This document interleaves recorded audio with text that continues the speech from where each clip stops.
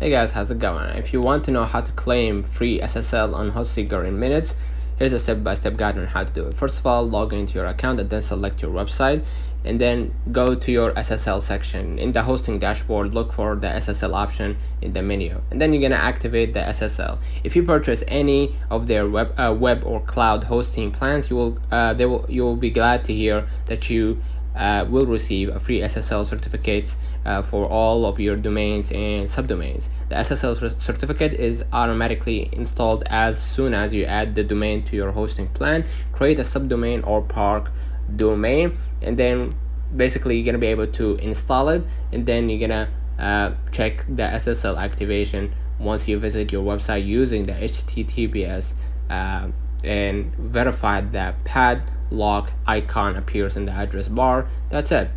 Let me know in the comments if this video helped you. Don't forget to like and subscribe, and thank you for watching.